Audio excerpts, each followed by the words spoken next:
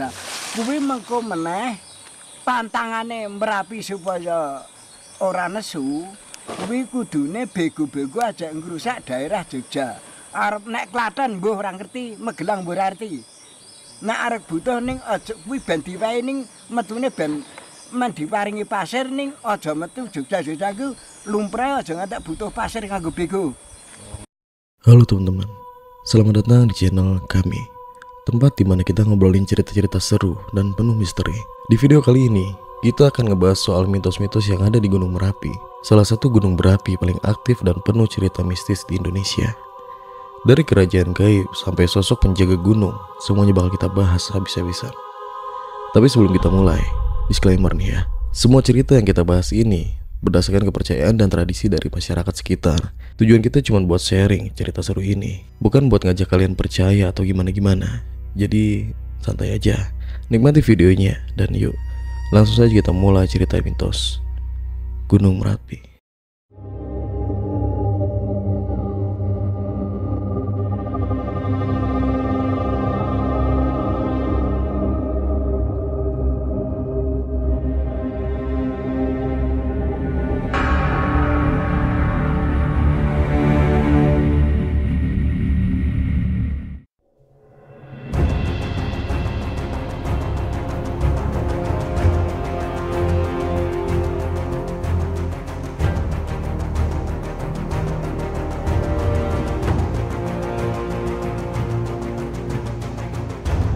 Gunung Merapi, salah satu gunung berapi paling aktif di dunia, terletak di perbatasan Jawa Tengah dan Yogyakarta.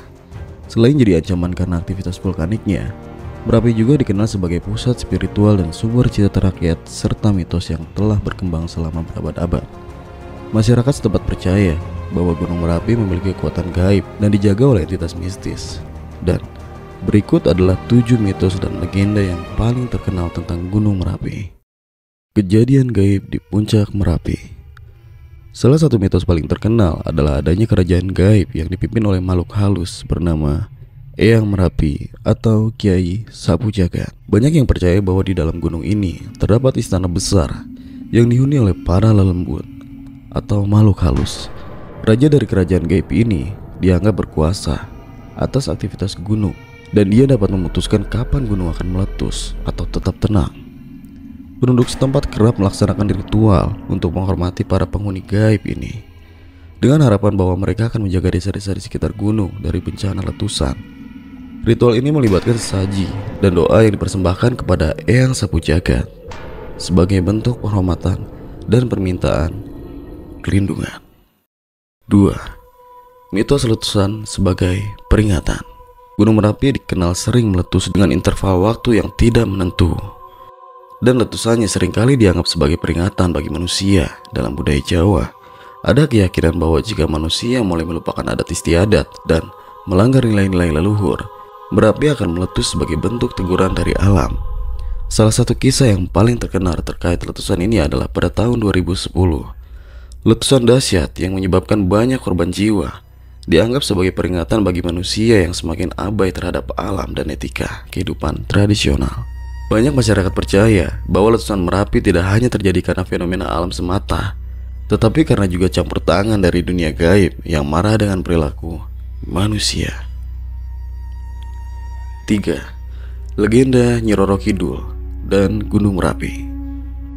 Gunung Merapi juga sering dikaitkan dengan Nyi Roro Kidul, ratu pantai selatan yang dipercaya memiliki hubungan erat dengan gunung tersebut. Dalam beberapa versi cerita, Nyi Roro Kidul dan penguasa Gunung Merapi, Eyang Merapi, saling berhubungan dan bekerja sama untuk menjaga keseimbangan alam di Pulau Jawa. Letusan Merapi dipercaya sebagai cara mereka untuk menjaga harmoni antara daratan dan lautan. 4. Kisah Mbah Marijan, sang juru kunci. Sosok Mbah Marijan, seorang juru kunci Gunung Merapi, menjadi legenda tersendiri. Sebagai juru kunci yang bertugas menjaga dan berkomunikasi dengan penguasa gaib Merapi, Mbah Marijan memiliki peran penting dalam menjaga keharmonisan antara manusia dan alam. Mbah Marijan dikenal sebagai sosok yang penuh dengan kebijaksanaan spiritual dan selalu memberikan peringatan kepada masyarakat sebelum Merapi meletus. Namun, dalam letusan tahun 2010, Mbah Marijan memilih untuk tetap tinggal di rumahnya dan akhirnya meninggal dunia. Kisahnya meninggalkan kesan mendalam bagi masyarakat yang memandangnya sebagai orang yang setia menjaga amanah hingga akhir hayatnya. 5. Pasar Bubrah, tempat berkumpulnya makhluk halus. Di lereng Gunung Merapi terdapat sebuah area yang disebut Pasar Bubrah, yang secara harfiah berarti pasar yang rusak. Masyarakat lokal percaya bahwa ini adalah tempat di mana makhluk halus berkumpul dan beraktivitas.